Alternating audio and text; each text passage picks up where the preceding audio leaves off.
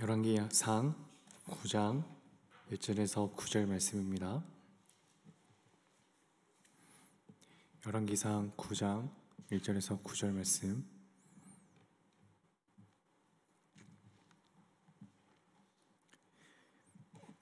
한 절씩 교독하겠습니다.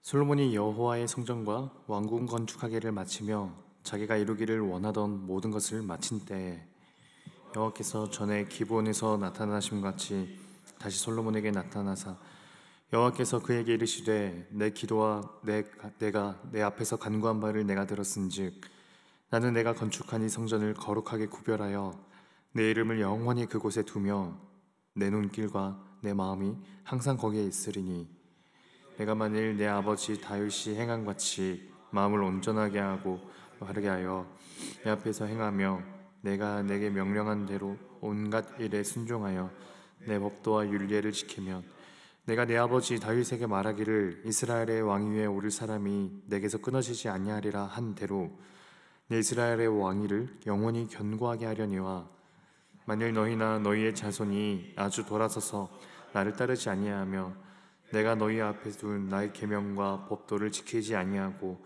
가서 다른 신을 섬겨 그것을 경배하면 내가 이스라엘을 내가 그들에게 준 땅에서 끊어버릴 것이요 내 이름을 위하여 내가 거룩하게 규별한 이 성전이라도 내 앞에서 던져버리리니 이스라엘은 모든 민족 가운데에서 속담거리와 이야기거리가 될 것이며 이 성전이 높을지라도 놀라며 비웃어 이르시되 여호와께서 무슨 까닭으로 이 땅과 이 성전에 이같이 행하셨는고 하면 함께 읽겠습니다.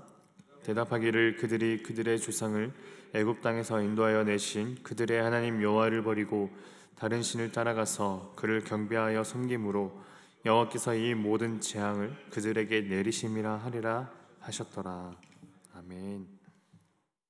오늘 말씀은 솔로몬이 성전을 완공한 다음 봉헌식을 올리고 또 이제 하나님께 기도를 했는데 그에 대한 하나님의 대답입니다.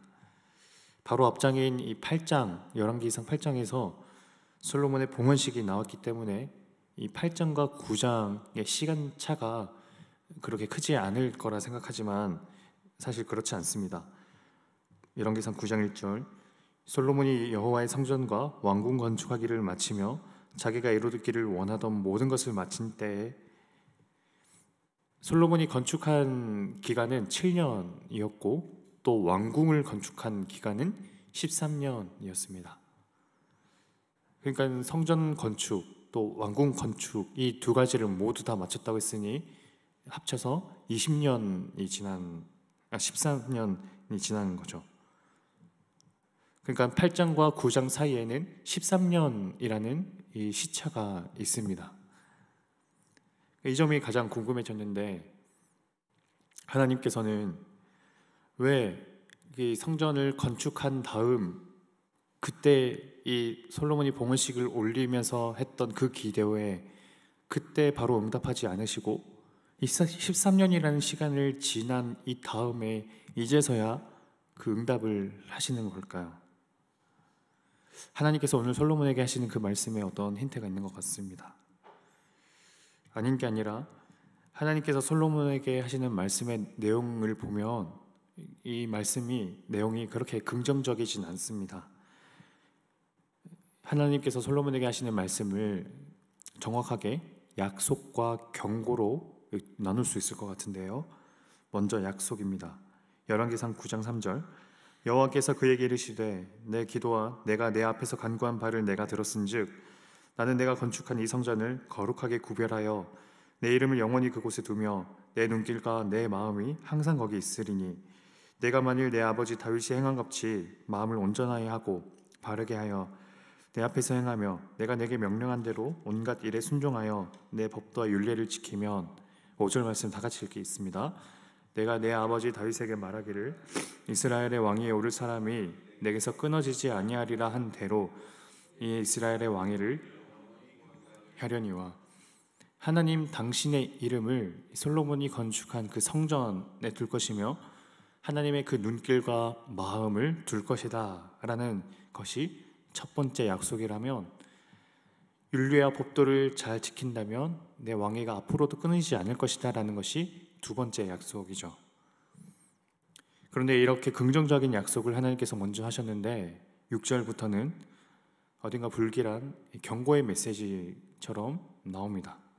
6절, 만일 너희나 너희의 자손이 아주 돌아서서 나를 따르지 아니하며 내가 너희 앞에 둔 나의 계명과 법도를 지키지 아니하고 가서 다른 신을 섬겨 그것을 경배하면 내가 이스라엘을 내가 그들에게 준 땅에서 끊어버릴 것이요 내 이름을 위하여 내가 거룩하게 구별한 이 성전이라도 내 앞에서 던져버리리니 이스라엘은 모든 민족 가운데서 속담거리와 이야기거리가 될 것이며,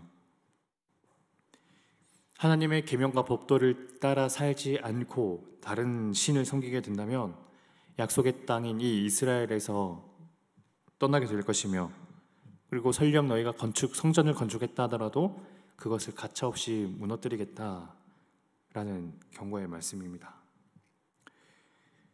여기서 다시 동일한 질문이 드는데요.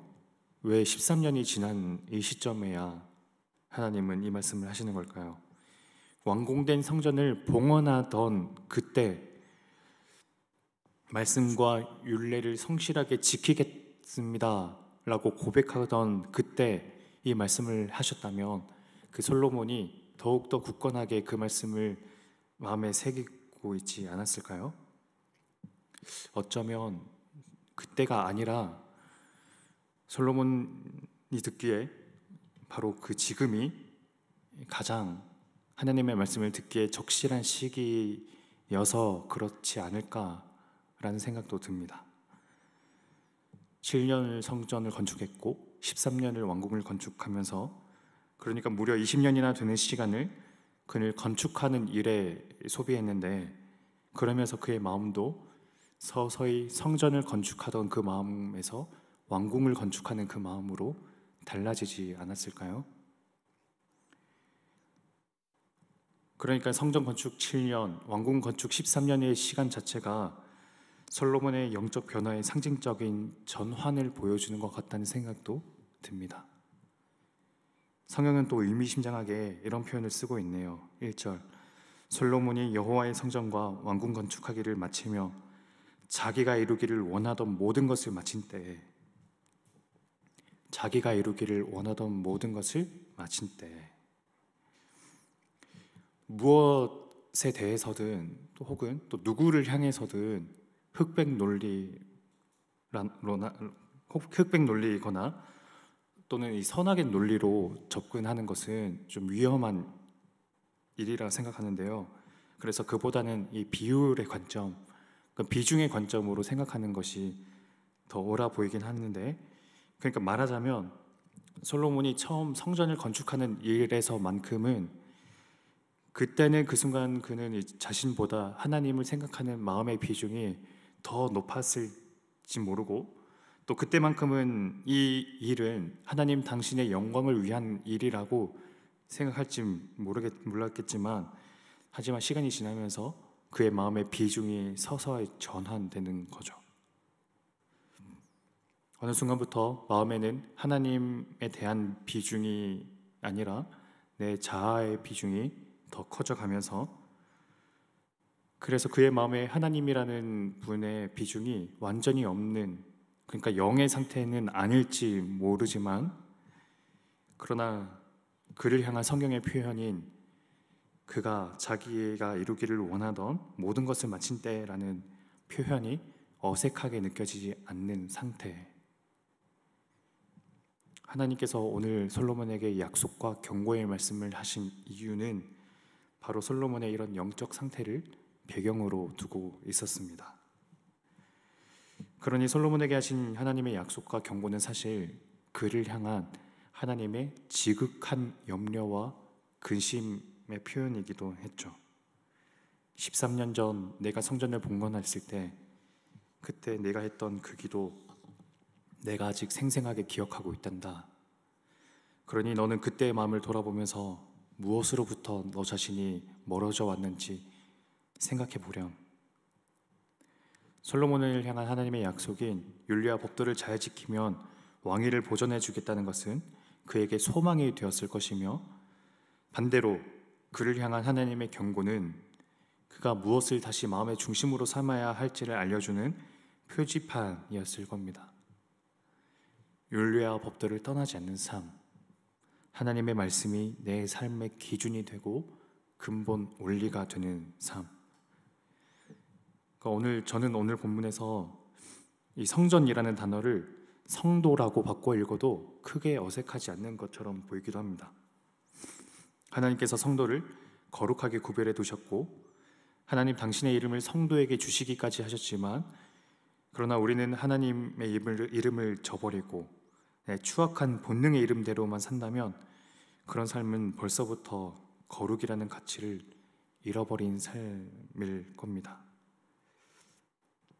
율례와 법도를 지키는 삶이라고 해서 우리의 모든 구체적인 행동이 물론 율법적이어야 한다, 종교적이어야 한다라는 의미는 또 아닙니다. 내가 사고하고 판단하는 그 어떤 가치 판단이나 이 사고 체계, 그 모든 것이 이 세속적인 가치관과 얼마나 다르냐 하는 것이죠. 하나님을 마음의 중심에 두고 그걸 토대로 삼아서 세상을 바라보는 사람과 세속적인 가치관들이 마음속에 어느 정도의 비율로 존재하면서 그 많은 것 안에서 하나님도 그 중에 일부로서만 계시고 있다면, 그런 사람의 마음은 이 하나님을 마음의 중심에 둔 사람과 많은 차이를 보일 겁니다. 하나님이 원하시는 것으로부터 내가 이루기를 원하던 모든 것으로 저희가 어느 정도 이동한 것 같다는 생각이 든다면, 오늘 저희가 돌이켜야 할 영역이 무엇인지 한번 생각해 보기를 원합니다. 기도하겠습니다. 하나님 아버지, 은혜를 감사합니다. 하나님, 저희가 하는 모든 일이 하나님을 위해서 하는 일인 줄 알았는데, 실은 그 안에 혹은 저희의 영광을 위해서 한 일은 무엇이었는지, 또 하나님의 영광을 위해서 모든 일을 하는 삶에서 어느 순간부터 내가 이루기를 원하던 그 모든 것으로 이동해 버리고 있는 것은 아닌지, 저희 마음의 중심이 누구를 중심으로 두고 있는지 오늘 한번 돌아봅니다. 하나님을 중심에 두고 또 하나님께서 원하시는 그 삶, 또 하나님을 가장 소망하며 예수님을 좋아하는 삶, 그 모든 삶이, 그 마음이 우리 마음의 중심이 되게 하옵소서. 감사드리며 예수님 이름으로 기도드립니다. 아멘. 우리 두 가지 기도 제목 놓고 기도했으면 좋겠습니다. 우리 마음의 중심이 무엇을, 또 누구를 향하고 있는지, 또 무엇을 두고 있는지 돌아보면서 우리 마음의 가장 깊은 자리에 하나님께서 우리에게 좌정하여 달라고 기도하시고, 또 그리고 우리 가족, 배우자, 자녀, 우리 부모님, 그분들의 신앙과 또 영적 성장과 또 삶에서 이루기를 원하던 그 모든 근심거리나 소망하는 그 모든 것들을 위해 우리 함께 또 각자 가져오신 기도 제목 가지고 기도로 나아가겠습니다.